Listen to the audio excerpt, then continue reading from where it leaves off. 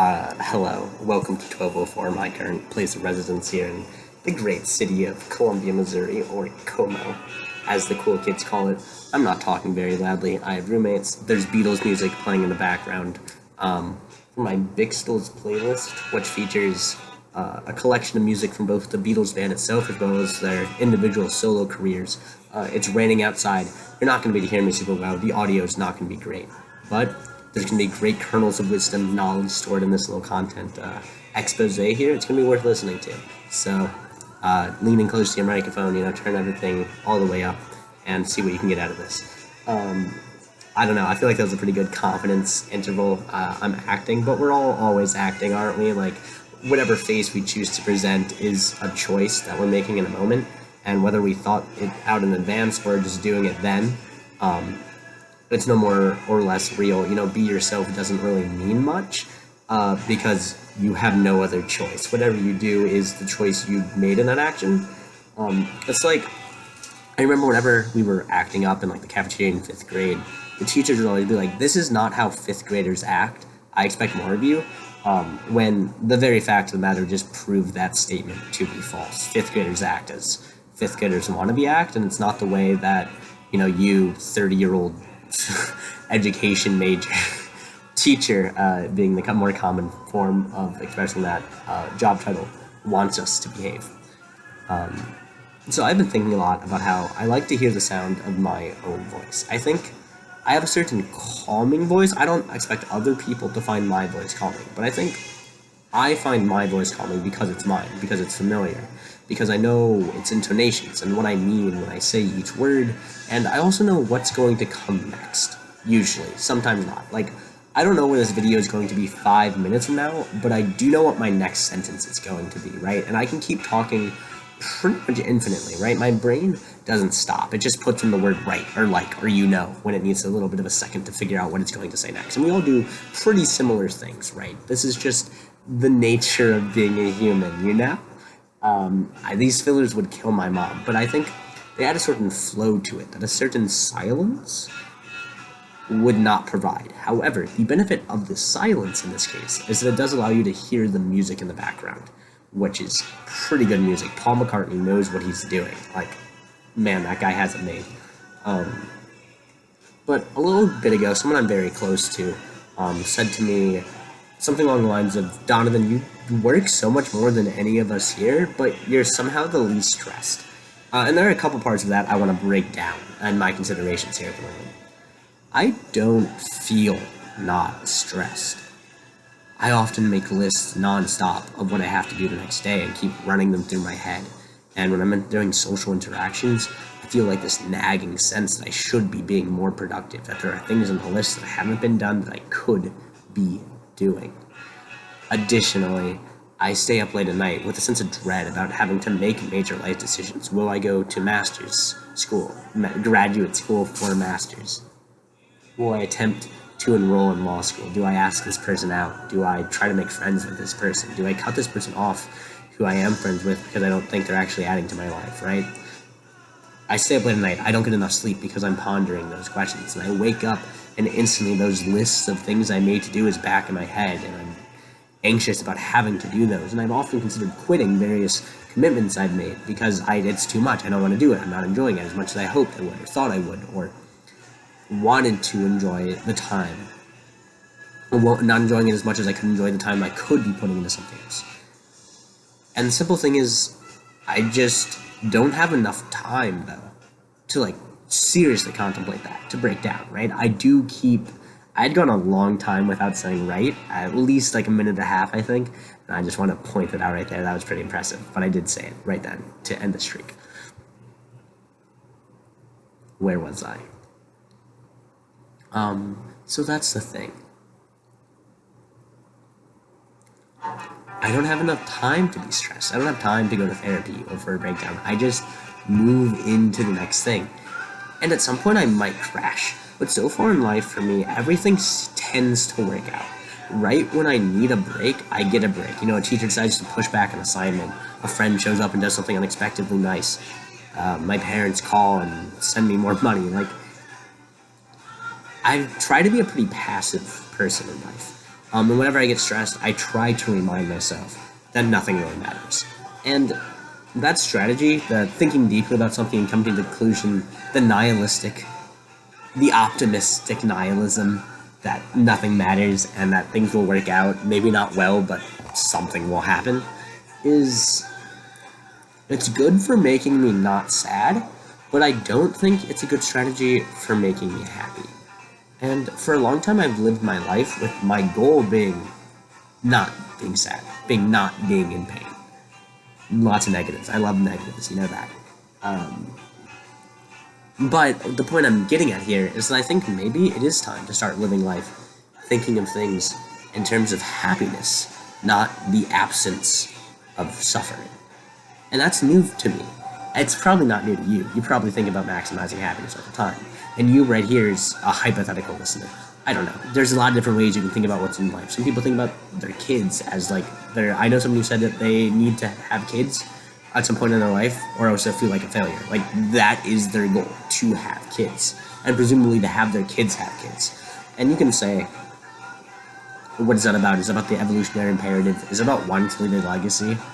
I, for a long time, have been telling people that I don't really want kids, that I'm not 100% against having kids, but I don't have a desire for them, that they seem expensive, and that they're dirty, and that I have ethical qualms with creating an entity capable of feeling pain. Due to a certain person, a person who is in fact the person who said the thing that started this little rant, and is a person who has in fact caused me a great deal of stress. I don't want to sound saccharine here. I don't know if that's how you pronounce that. I've only seen it written, but I think saccharine is a good enough pronunciation. But they changed their mind. And it's not like, oh, I want to have kids with them in the moment now. Like, that is, like, part of the consideration. Like, I think I've imagined a life with them, which I am oversharing, but no one will watch this anyway, so it's fine. And that seems nice. But also, like, I am a realist, right? Like, you haven't completely shifted me away from my, like, practical nihilism about the world. And so I don't actually think the odds are necessarily high of that. Of this person being the one person I have kids with, but it has shifted my view a lot. And I'm not the type of person who thinks I need to have kids to have meaning, right? I still stand by that they're expensive and dirty, and that there are ethical qualms to consider, but it seems nice to have someone to impart my wisdom to remember me when I'm gone. And obviously, the other way to have people remember you when you're gone is to be a celebrity, but that's difficult and also could be expensive and stressful and dirty, depending on how you get there. And of course, why do I want to be remembered when I'm gone? I don't know. I feel like it would be nice to have someone read this, and I think it's way more. It's not like my goal to be remembered when I'm gone. It's way more important to me to have someone who cares about me while I'm here, and who lets me know that, and who shares their stuff with me to an equal extent that they allow me to share my stuff with them, which is not something you get as a celebrity status, right? You don't get the reciprocal transaction, which is another thing that's changed, though not hugely. I still think I can be happy alone, right? I don't think that's changed, right? But it is a goal of mine now to... I'm more interested in being in a romantic relationship. I'm not more interested in pursuing one. That's not an objective of mine at all. And I think this has been very different. So the whole idea of recording this again. Sorry, Ayush, this is going to be uploaded on our vid channel. Feel free to delete it. Feel free to keep listening. I don't know if you've gotten this far, Ayush. But the whole idea... I love you, Ayush, by the way. You're the person I can call and just talk about what's ever going on with me. You're the person I feel like will listen currently, but I feel like you listen... passively. You listen because you're willing to, not because you're excited to, in a lot of cases. And maybe I'm, like, sometimes you're excited to, right? Like, we're friends, right? We're good friends. But it's not the exact relationship I'm working for. And you also share a lot with me, and I'm glad you do, right? We're good friends. But I don't think you're quite what I'm looking for out of this. Not the optimal relationship, but a good one, nonetheless. But the whole idea for recording this came to me last night when I was walking to the grocery store to eat well. It was quiet. It was late at night. It was cold. I started just thinking aloud to myself about how sometimes when I'm with specifically certain people more than others at least, my mind goes not blank, but I fail to find something that I find worth sharing. And oftentimes I start thinking about how I have nothing interesting to say, whereas when I'm in my... Beautiful, what a cough. Whereas when I'm on my own, my mind never stops. Sometimes it loops the same thought over and over again, or sometimes it starts thinking in slow motion, where the same thought gets drawn out and it takes way longer to express than you could reasonably expect someone to sit there for a conversation. But my brain never stops when I'm on my own. It's a problem. It's why I can't sleep at night, right? But it's something when I'm with conversational. I don't have the same free form thinking. And sometimes I still think freely, it's just I don't think it's worth sharing. But oftentimes, like, the pressure to find something that the other person, to say something that the other person finds interesting, completely shuts down all thoughts, right? And it's, right? I've noticed it so much. Where does this come from? And it's my dad, I have a huge habit of just not responding to him. Because he'll say something, it'll be interesting, but it'll be interesting to stimulate my thoughts. So he'll say something, and I'll think, and then 5 minutes later, I'll say something that to him seems super unrelated. But it was like continual progression of thoughts. And it's a similar thing with jokes sometimes, where I'll have word associations that are really funny to me, and I'll jot them down in my notebook, or I'll think them, and they're funny to me, but like, they can't be shared, because who had to be there? And there was inside my head for the last 15 years to get the full progression of thought processes that led to me finding the sentence Baltimore Patriots to be like not just like the wrong city with the wrong team, but to be a like freaking hilarious wordplay, right? It doesn't mean much. But bringing to the topic of sports, a little bit ago I mentioned the idea that I want to think about happiness more. Because sports are something that are very good at making me happy. Because I treat them as a happiness sink. When a team loses that I like, it affects me zero. I say, okay, we're done. This was not always true. Once when the Rams were losing, I got very upset and I like shoved my head down. And I broke my front 2 teeth, right? Like bam, on a metal bar. They were like bleeding really bad, tilted, had to get pulled out. But once again, even that worked out because that allowed Toothless News, the Facebook show I did with my dad, my first ever video talking thing on the internet, that allowed that to take off, right? Right? Anyway. But now, it can only bring me positive emotions, right? Like, the Blues win the Stanley Cup, and I call my brother ecstatic. I hug the people I'm with. I jump up and down. I tell my girlfriend, well, I almost say I love her impromptu. For the first time, it would have been in the relationship. We had said things like illy before, L-I-Y, text language, and illy too, L-I-Y, with the number 2 after. That had come across. And we had mentioned the topic of love, but we'd been friends for a while before this. So, and love had been mentioned during the course of the friendship, because love doesn't have a great meaning to me, and I'll say it to friends too. But it would have been the first time during a relationship. So instead I said, you're my favorite person. And I think we both know what was going to be said. And I think the emotion was shared. She said something like, thanks. And it did mean a lot to me that she, as a non-hockey fan, had chosen to support the Blues when she had threatened several times to like the Bruins because she had a Bruins sweatshirt that she thought looked good. But the point is, their happiness sinks, sports. I feel like happiness sinks is not giving the positive connotation I'm going for. But it is. And another thing, humor, right? A laugh is a strange thing. It's an uncontrolled outburst. It escapes. Even if we want to laugh, it still seems like it's an escaping. It's a convulsion. It's not something that you really control. Like, like a fake laugh, like it doesn't sound real. An attempt at fake laughter will often seem like an attempt at evil laughter, insidious, incorrect, not quite right. But a real laugh? Some people have a deep guffaw, but most people, and it keeps going. Sometimes it's hard to stop. It's involuntary. That's what makes it great, when it just bursts out. That's what happiness is. And like the things that do that, wordplay, right?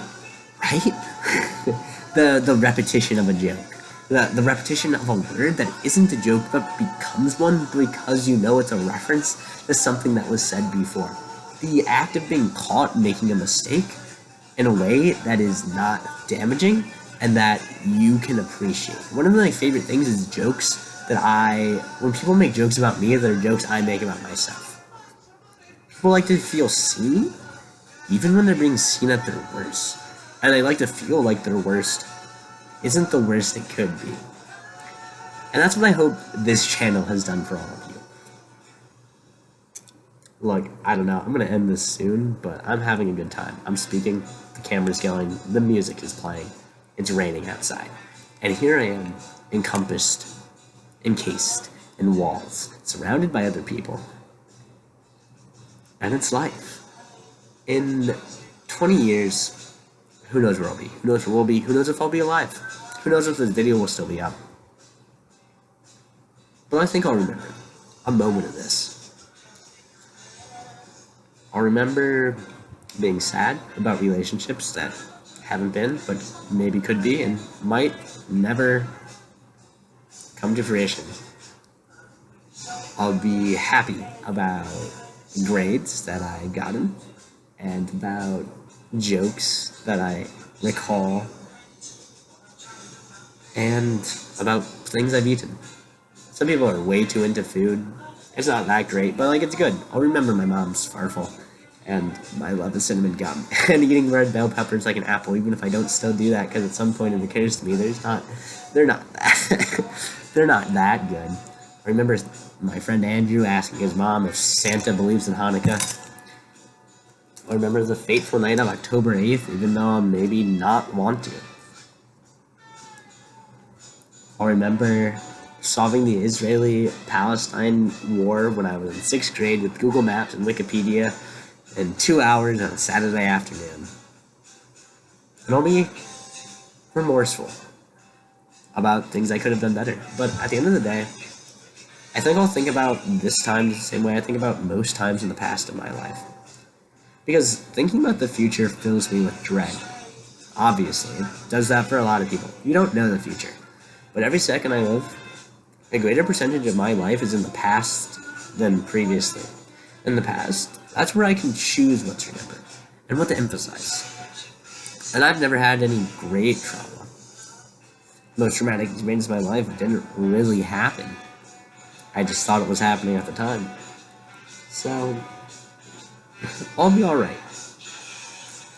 That's something I need to hear. But I'll be better than alright. I think I will be happy. I won't just be not in pain. I won't just be not coughing. But I think I'll be in a good place. Even if I'm not. Because these 4 corners, 4 inches, is what I meant to say, to quote George Orwell. They can't be taken from me. As long as I can secure food and a place to rest my head when it rains, I think I'll be okay. And I think the odds of me getting that are high enough. I don't want to be selfish. I think I should work to make other people have those things too. But I'll have enough and enough to give away. Maybe I won't have the same standards of living I grew up with. Maybe they'll be worse. We'll see. Maybe I won't become a mayor or a president. Who knows? The world is my oyster, though. And hope I have some people along for the ride. That's going to be it tonight. I'll record some of these later. I've put a lot of my thoughts in here, but like I said, I'm always thinking. There's always more to say. Always more time to ramble. Ayush and I will probably have a video coming out at some point. Never say for sure, never say never either, but probably at some point, in case you missed it. We'll miss each other. We'll miss the videos, and we'll talk and have it up here for you all to enjoy, whoever you all are. I'm going to keep talking, and in this video, in even 1959, we're going to listen to this song. I'll just be here. I'm not actually going to spend the next 40 seconds in silence. I'll keep talking. I really like her, this person, who hopefully never sees the video, or if who does see it, is in a different circumstance than now. As I've said from the beginning, if we're just friends, that's fine, right? Like, especially if that's all she wants to be. But right now, it's not all I'm feeling, of course, and so I'd prefer something more. Not that it would change a great deal. We'd hold hands more, but what's the difference between a best friend and a romantic partner? That's a question that's eluded me for a long time. because I'm not that big into the physical intimacy stuff, like, it's alright, but that's a question for a video another day.